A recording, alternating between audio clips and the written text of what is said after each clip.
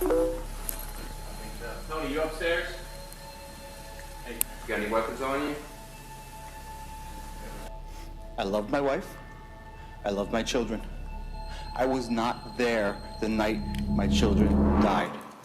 What could possess a man to murder his entire family? And just how twisted would he have to be to not only commit such an act, but to live alongside their bodies for weeks? This is the case of Anthony Todt, the monster who executed his entire family with the weirdest motive of all time. It looked to be another peaceful afternoon in the community of Celebration, Florida, until the police showed up at the front door of Anthony Todt's house on January the 13th of 2020. The police were there to serve a federal warrant for healthcare fraud charges stemming from his physical therapy business. However, as officers noticed a very strong odor, they decided to search the house, and what they found inside was absolutely horrifying.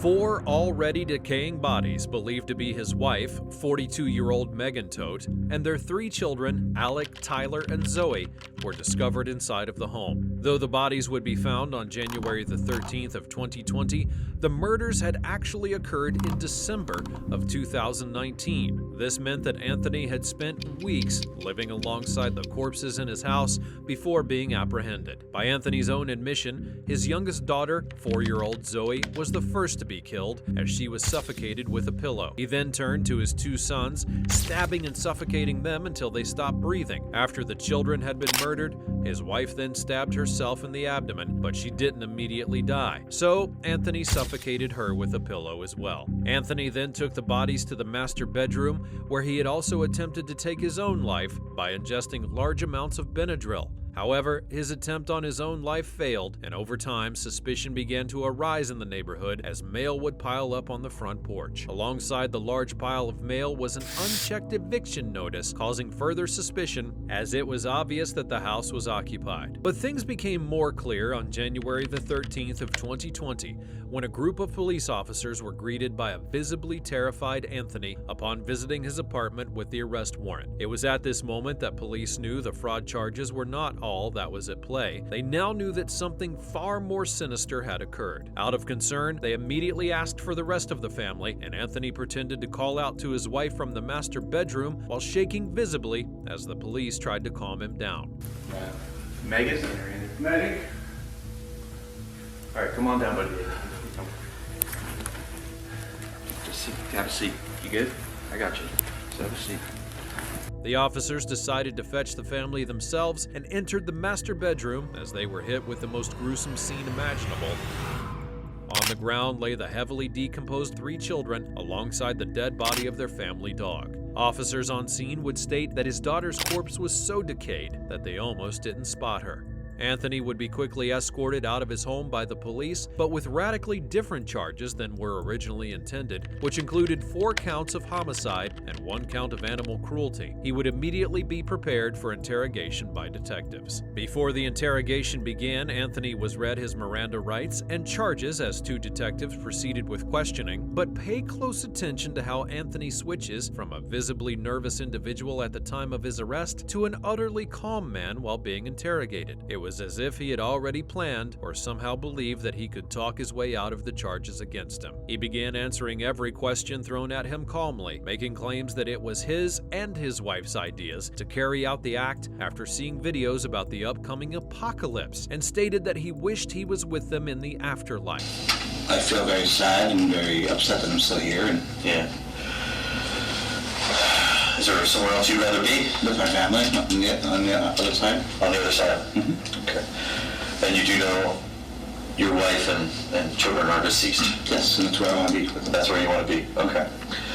And in watching these videos and watching everything going on, she presented them to me, and I started watching them with kind of a uneasy, whatever. And the more and more we watched, the more and more I gained an understanding that there is more than this life here. Mm-hmm. a higher level of consciousness. Mm-hmm. On the day of his trial, Anthony decided to stand in the court as a witness for himself, hoping to convince the judge with his tactics and testimony, just as he thought he was able to convince the detectives during the interrogation. But little did Anthony know he was about to make the biggest mistake of his life. Taking witness during the trial, Anthony, with tears in his eyes, placed all blame on his wife for the death of his children and their dog. He claimed that he had arrived home to find his children dead and stated that his wife had taken her own life in front of him after murdering the children. What was the occurrence that made that day memorable?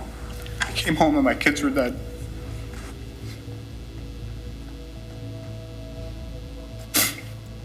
But obviously, that claim was vastly different from the one that he told during the interrogation. When confronted about his inconsistent statements, Anthony would claim that he was not in the right state of mind during the interrogation due to a head injury from a fall down the stairs.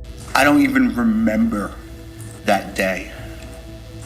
Last thing I remember was falling down the stairs and smacking my head on the stairs, which resulted in a fracture on my neck.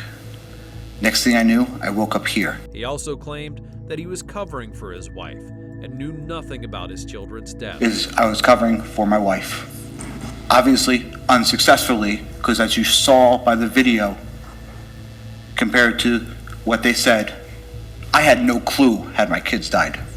However, this begs the question, why would he not call the police? After listening to Anthony's claims and statements, the jury took some time to decide the case's outcome, and at that moment, Anthony seemingly returned to his old self. Filled with fear, knowing that avoiding prison for his terrible deeds would be nearly impossible given all the clear evidence being presented against him. Cynthia Kopko, Megan Toad's aunt and godmother to the children, had emphasized that the situation could have been avoided as she tried to warn Megan when Anthony suddenly gained significant weight. And then he called me over and over just to get a hold of us to see what we were doing, where we were. And I picked up my phone and I said, stop harassing us.